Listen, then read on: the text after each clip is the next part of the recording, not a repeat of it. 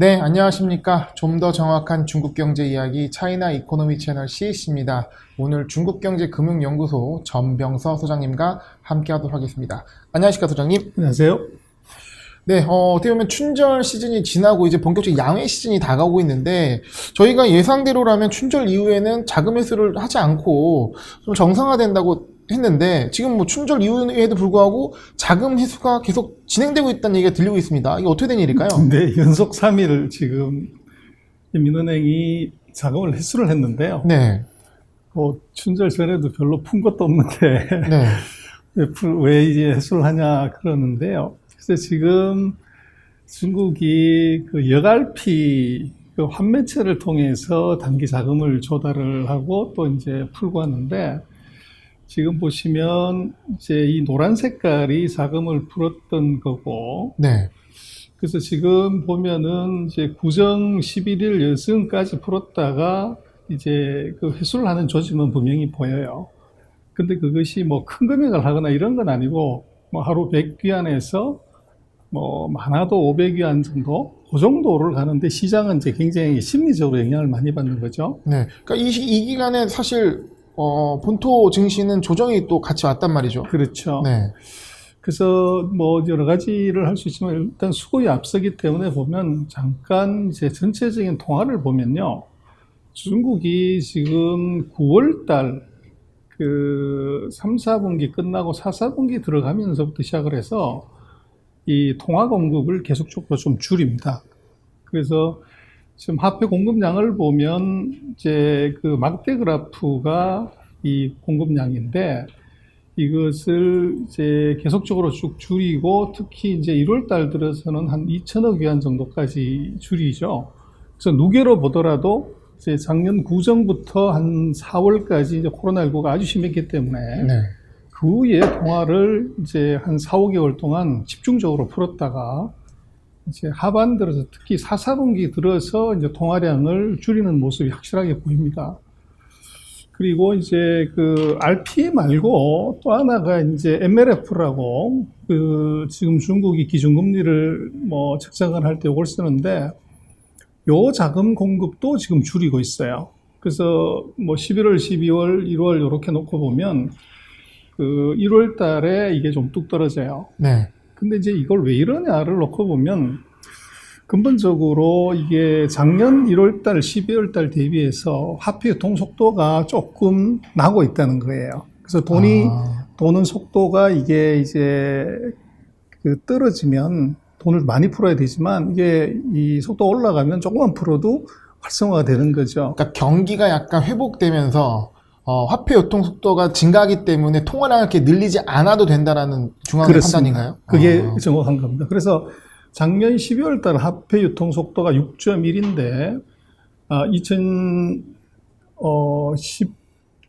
2019년 1월이 근데 지금 이제 작년 12월 달 같은 경우 한 6.6 정도 돼요. 네. 그래서 한 0.5 정도 더 높은 수준이고 그래서 어느 정도 돈이 돈다 이렇게 이제 보는 거죠. 네. 그래서 지금 이제 뭐 자금을 회수했을 때 제일 큰 문제는 금리가 올라가냐가 중요해요. 네. 그래서 금리가 올라가게 되면 이제 이 시중에 영향을 많이 받는다는 얘기인데 지금 그 시보레이트나 이제 단기 금리를 보면 지금 노란 색깔이 2021년 춘절 이후의 금리고 파란 색깔이 이제 2020년 춘절인데 보면 이게 구정을 전후로 해서 2021년에는 금리가 계속 떨어지고 있어요. 그래서 시장에서 콜 시장이 상대적으로 안정이 돼 있다는 거죠. 민간 금리가. 단기 금리는 좀 안정 추세를 그렇죠. 하고 있다는 말씀이시죠? 네. 그래서 은행들끼리 이제 주고받는 대출 금리 같은 경우도 이게 2020년 1월 11일 요때가 꼭지였고 이제 춘절 지나고 나서부터는 이것이 금리가 현격히 이제 밑으로 하향 안정화되는 그런 이제 조짐을 확실하게 보이고 있습니다. 네. 그래서 지금 뭐 시장에서 많은 우려는 정부가 그 과격하게 이제 돈을 회수를 하면 어떡하냐는 건데 지금 그 절대 금액을 보면 크지가 않아요. 그래서 어떻게 보면 이것은 그 시장에 대한 경고, 그래서 이 자금의 과도한 이제 이용, 이걸 갖고서 금융시장이라든지 이런 데서 어떻게 보면 실물로 돈을 보내지 않고 금융기관들이 자금시장 안에서 돈놀이 하는 것, 이것에 대한 워닝을 보낸다. 이런 측면으로 좀 볼 필요가 있고요.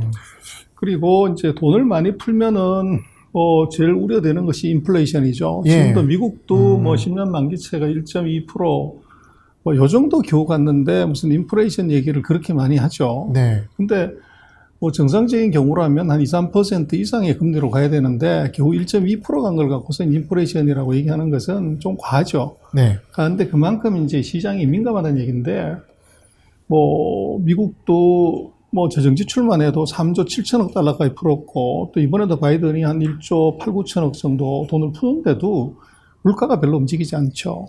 그리고 지금 중국도 마찬가지 상황인데, 중국도 보면은 CPI가 소비자 물가 지수가 이게 1월 달에 드디어 마이너스 0.3으로 마이너스로 들어왔어요. 그래서 물가가 안 오른다는 얘기죠. 그리고 이제 반면에 PPI, 공업 물가 지수는 이게 지금 플러스로 돌아섰어요. 그래서 요거는 이제 조금 한 3개월에서 6개월 정도 지나면 기업들의 이익이 좋아진다고 봐야 되는 거죠. 근데 요것도 마찬가지로 이제 경기가 좀 나아지는 것도 있고, 또 수입 물가, 그래서 지금 국제 원자재 가격이 다 폭등하고 있기 때문에 거기에 영향을 받아서 BPI가 올라간다. 근데 어쨌거나 이건 BPI가 투기적 요소도 있지만 이 실수요가 늘어나서 원자재 가격이 올라가는 부분이 분명히 있죠. 그래서 그래 놓고 보면 PPI가 이제 플러스로 간다는 것은 기업들의 이익이 좋아질 수 있다. 그래서 이 얘기는 금융시장에 주는 시사점은 이것이 이제 유동성장에서 실적장으로 갈 수 있는 가능성이 대단히 크다. 네. 그렇게 볼 수가 있고. 유동성 파티가 어느 정도 종료가 되고 있다는 그렇죠. 네. 그리고 정부가 지금 이제 통화 단속을 그렇게 세게 하지 않는다는 것의 시그널은 CPI가 마이너스 들어왔기 때문에 지금 돈을 세게 풀더라도 사실은 물가가 자극되지 않은 상태라는 것을 안다는 거죠. 근데 지금 수십조 단위도 아니고, 그래서 100억 같으면 이제 1조 7천억 정도 되는 돈인데, 그런 것들을 연속으로 한 2, 3일 정도씩 계속적으로 해소를 하면서 시장에 불안감을 준다는 것은, 이것은 정말로 화끈하게 이 긴축을 한다든지 자금 매수를 한다는 것보다는 제가 볼 때는 이 금융기관들에 대한 워닝의 성격, 이게 굉장히 강하다. 그렇게 볼 수 있을 것 같아요. 그러니까 이제 투자자들이 우려하는 거는 이제 인민은행이 자금을 회수하는 부분이, 그러니까 실질적으로 본질을 보면 화폐 유통 속도가 좀 올라갔기 때문에 자연스러운 밸런스 있는 조치지만, 지금 또 우려하는 건 미국에 있어서 이 금리 상승, 즉 국채 가격이 하락하는 부분에 있어서 텐드럼이 얘기 나오고 있잖아요. 그런 부분이 이 중국 시장 이 금리가 어떻게 보면 더 중요할 수 있는데 그걸 우려하지 않을까 생각을 하거든요. 그래서 이제 그게 한국에서 이제 많이 생각하는 부분인데, 중국의 금리는 그것은 미국하고 다르게 봐야 돼요. 그 금리 자체가 이게 정부가 뒤에서 조정하는 금리고 시장의 실세 금리가 아니에요. 그리고 이제 중국 같은 경우는 그 금융시장이 완전 자유화가 돼서 수요와 공급이 만나서 가격을 결정하는 것이 아니기 때문에 이것이 실질금리를 반영하는 게 아니에요. 그래서 정부도 보통의 나라들은 이제 금리를 올리고 내리고 이렇게 해서 이 통화량을 조절하고 또 금융정책을 하는데, 중국은 이 금리로 조절하는 것이 아니고 통화량 절대량 또는 대출금의 절대량을 가지고 직접적으로 조작을 해요. 그래서 이 금융시장이 활성화되지 않았기 때문에 수요와 공급이 완전 언밸런스이기 때문에 이게 지금 있는 금리가 적정한 시장 금리가 아닌 거죠. 그러니까 이제 정부가, 그러니까 중앙은행이 규정하는 이제 기준금리와 시장의 어떤 금리 차이 괴리가 발생이 있을 수 있단 말씀이신 거죠? 충분히요. 그래서 그 금리로 중국을 파악하는 것은 그것은 중요도가 미국 비교하면 30-40%도 안 된다. 그래서 통화량 자체의 증가폭, 그 다음번에 그 은행들이 대출해주는 대출의 양이 얼마냐, 요게 중요해요. 그리고 실제 사람들이 우려하는 인플레이션 압력이 생각보다 CPI, PPI를 볼 때 크지 않다라는 말씀이신 거죠? 그렇죠. CPI가 지금 마이너스이기 때문에. 그래서 정부 입장에서는 이게 중국은 확실하게 기억을 해야 되는 것은 이 금리로서 통화 정책을 결정하지 않는다. 그래서 중국은 지금 금리를 안 건드린 지가 벌써 2년이 넘어가고요. 그래서 단기적인 자금의 수급은 이 화폐 공개 시장 조작이라든지 이런 이제 단기 유동성 조절 수단으로만 하고 있는 것이지 통화량을 별로 건드리지 않고 있고, 그리고 이제 통화량을 건드리는 또 하나 방법은 이제 지준율을 지급 준비를 올리고 내리고 하는 것이, 지금 금리를 이것을 뭐 올렸다가 내렸다가 하는 이런 정책은 쓰지 않고 있는데, 안 쓰는 진짜 이유는 바로 그것이 시장화된 금리가 아니기 때문에 그렇다는 거죠. 네. 그러나 어쨌거나 지금 이제 중국에 대해서 조금 우리가 자세히 봐야 되는 것은, 지금 중국의 정부의 의도는 일단은 실물 경기를 이제 활성화시키고 금융시장을 안정화시키는 것이 이제 목적이고, 대신 금융시장이 과도하게 활성화가 되면 이게 실물로 돈이 가지 않기 때문에 네. 그것에 대한 워닝이 지금 들어왔다, 이런 정도로 볼 수가 있고요. 그러나 이제 근본적으로 중국도 그 작년 코로나19 이후에, 춘절 이후에 이 과잉 유동성을 많이 풀었어요. 그래서 실물 경제가 필요한 그 돈의 양보다도 이제 얼마나 더 많이 풀었냐가 이제 오버서플라이 한 건데, 보시면 지금 차트를 잠깐 한번 보시면 네. 그 작년 2월달 구정 그 이후를 놓고 보면 3월달 코로나19가 폭발한 그 즈음부터 시작해서 금년 1월달까지 과잉 유동성, 그래서 실물 경기에다가 그 CPI를 두 개를 더한 것보다도 돈을 얼마를 더 풀었냐 그러면, 많을 때는 한 7%까지 풀었고 매달 이것이 이제 2% 이상 돈을 더 풀었다는 거죠. 네. 그래서 이것이 이제 과잉 유동성에 문제가 있고, 그 다음에 이제 중국 같은 경우는 이미 돈을 많이 풀어서 M2가 통화량이 GDP 2배나 돼요. 네. 그래서 중국 정부는 항상 이걸 생각하고 있는 거죠. 그래서 이게 여차하면은 이것이 이제 어떻게 보면 인플레이션의 가능성이 있기 때문에. 네.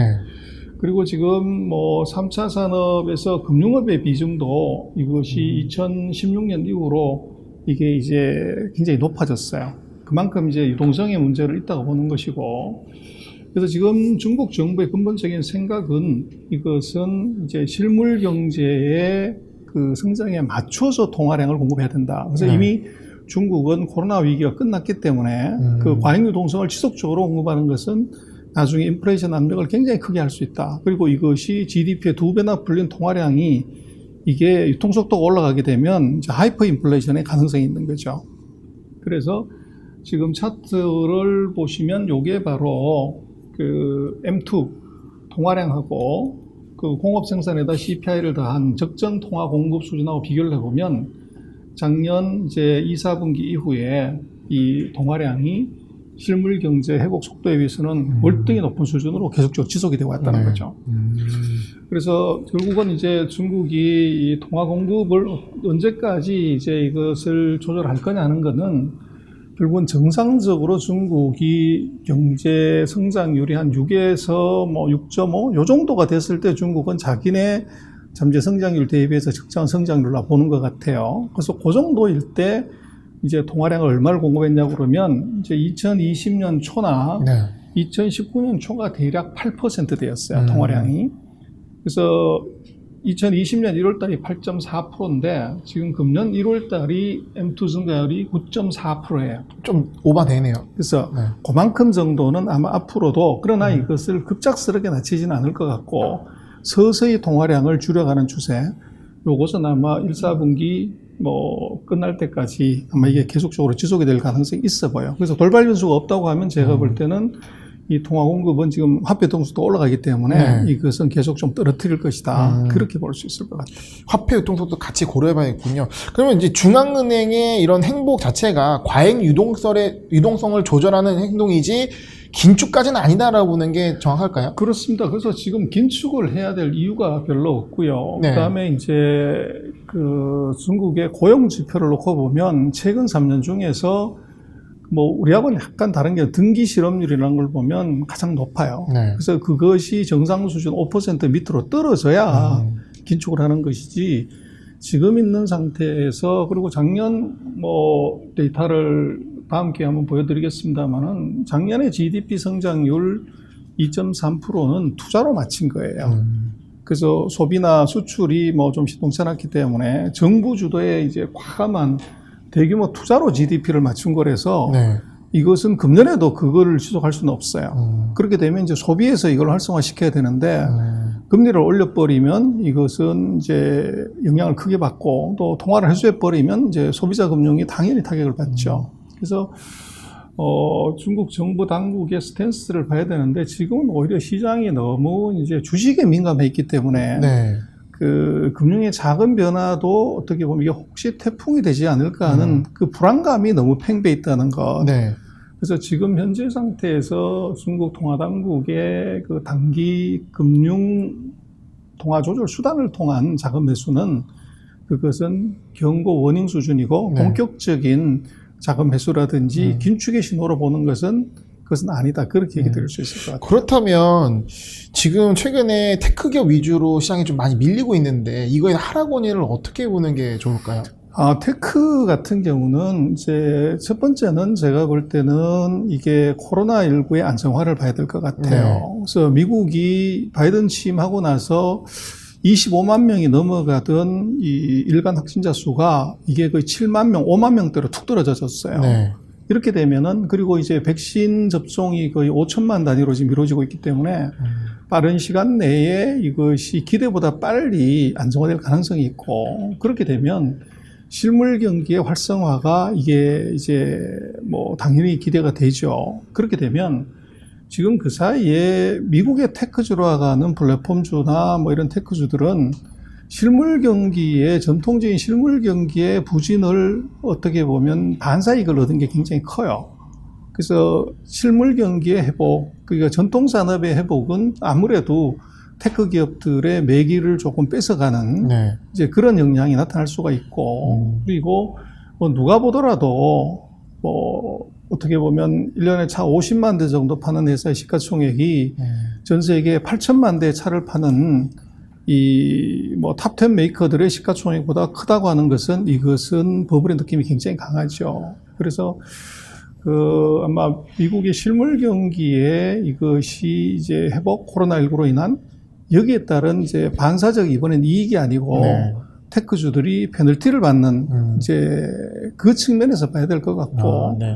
그렇다고 해서 지금 미국에서 뭐 돈이 빠져서 실물로 가냐 또는 다른 데로 가냐 이런 조짐은 보이지 않죠. 그래서 매개 시장 안에서의 매개 이동이 있고 네.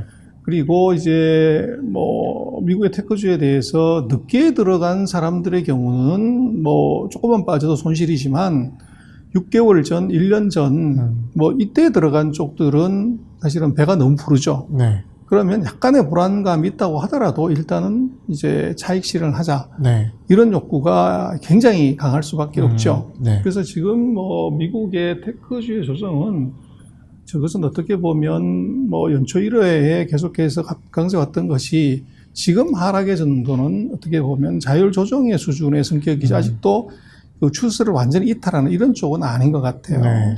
근데 이제 최근에 이제 아크펀드 같은 경우가 보면 아크펀드 ETF들이 이제 단기적으로 급락하는 조짐이 보이기 때문에 그게 이제 거꾸로 지난번에도 한번 얘기했지만 아크의 적이 아크라고 아크가 안 사면 이제 그 회사들이 주가적인 동력을 잃고 아크가 팔면 그것이 네거티브 사인으로 읽히는 그런 경향이 지금 있죠. 그래서 지금 미국의 아마 테크주 같은 경우들은 저것은 아마 실물 경기의 전통 산업의 경기 회복에 따른 어떻게 보면 이제 반사적 이익의 상실 지금 그런 쪽으로 봐야 될 것 같고 네. 금리의 본격적인 상승 때문에 그렇다 이렇게 보기는 아직은 아닌 것 같아요. 네. 그러니까 지금 뭐 미국장에서도 뭐 나스닥은 크게 빠지지만 오히려 다우나 S&P 전통 산업이 있는 시장은 견조하거나 오히려 오른 종목도 많이 있습니다. 오히려 인플레이션에 대응하기 위한 종목들은 견조하게 올라가고 있고요. 이런 부분 차원에서 선생님 말씀해 주신 것 같고요. 그렇다면 투자자분들께서 이런 이 춘절 이후에 자금 회수의 좀 텐드럼 놀라기보다는 이것이 유동성 장세에서 실적 장세로 변화되는 과정이고 이거에 대한 대응을 하셔서 좀 더 중요하지 않나 생각합니다. 그렇습니다. 그래서 중국은 이제 다음 주부터 양회의가 시작이 되기 때문에 네. 아마도 뭐 자금 회수들은 거의 이번 주 아니면 뭐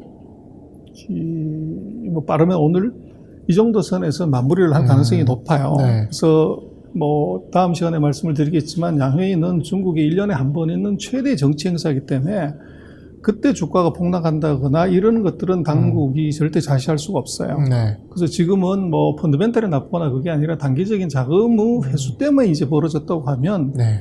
그래서 아마 멈출 가능성이 대단히 높고 오히려 이제는 그 양회의에서 그 언급이 되는 이제 중국의 2021년의 정책의 집중 네. 그리고 거기에 이제 해당되는 산업의 집중 이제 요걸 조금 이제 깊이 보는 것이 네. 그게 바람직할 것 같고 지금 단기적인 자금 회수하는 것에 대해서는 물론 케어풀리 워치는 해야 되지만 네. 그렇게 심각하게 볼 사안은 아니다 그렇게 들을 수 있습니다. 투자자분들께서 많은 좀 그 마음의 위안을 얻으실 것 같습니다. 이제 본격적인 양해 이벤트를 기대해 봐야 될 것 같습니다. 선생님 오늘 말씀 감사합니다. 네, 좋습니다.